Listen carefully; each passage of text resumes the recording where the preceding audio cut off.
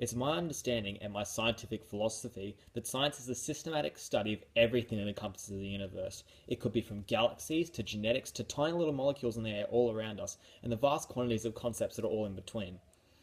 And further understand how our world really just operates. So there are four main branches of science we all know: biology, physics, chemistry, and environmental sciences. These are the four specific ones that are taught in secondary education that I will teach.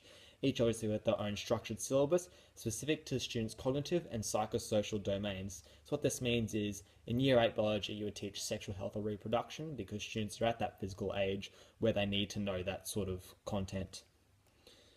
So indefinitely, the purpose of science, specifically in secondary education, is to shift students' thought processes to resemble a positive or deductive approach. So this pretty much means that positive, either the appeal of scientific validation or other formats of validation. So really, the old argument, Wikipedia versus a case study, which is going to be a more primary source, that sort of argument, and also deductive, which emphasizes the belief that scientific testing hypotheses are required to reach a synthesis. So pretty much making sure that you have research and evidence to back up your claims.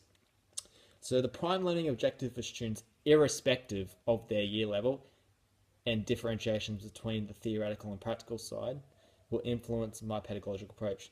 So the theoretical component of science encompasses using a range of teaching strategies to facilitate students' understanding and knowledge. So specifically, standard 1.2 and 1.5 of the ATSPs is facilitated using the VARK method. So VARK, for those of you who are not aware, provides a framework for deciphering students' optimal approach to education, learning, and differentiation.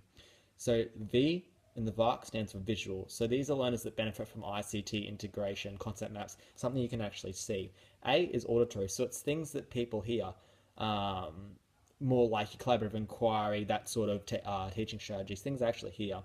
R is read and write. Now that's kind of outdated a little bit for modern generations because they've grown up in a technological age. The old system of reading something, writing it down, putting it on a piece of paper really doesn't apply to them, but it can still apply to some people in the classroom. And K, which is kinesthetic. These people that learn by doing. Myself, I'm a kinesthetic learner, and this is more aimed at our practical side of our science inquiry. So the practical learning objectives do actually differentiate between primary, secondary, and tertiary education, unlike theoretical, which, as I said, was constant. So generally, practical work at this level, secondary level alone, is devised to more scaffold the scientific process. Unlike tertiary education, whereby it's to test hypothesis. So in secondary education, there are four main principles or objectives: support the learning of scientific knowledge, teach laboratory skills, teach the scientific method, and interest students in science and motivate them pretty much. So these four things in secondary education provide a scaffold. And then in tertiary education, if students do go on to decide that is when the objective is purely to test hypotheses and conduct sequences. But they can't do that unless they have these four things that are developed in secondary education. So it's paramount in a practical lesson, especially in science where there's that many hazardous equipment, that steps are ensured to maintain standard 4.2 and 4.4. So these are pretty much safety considerations that I need to include. It includes equipment usage. So normally I won't let students, especially in secondary education, touch any hazardous equipment. I'll have it pre-set up on the bench before them. Furthermore, your safety precautions like obviously your goggles, your lab coats, all those sort of things. Transitions, making sure they're quick, smooth.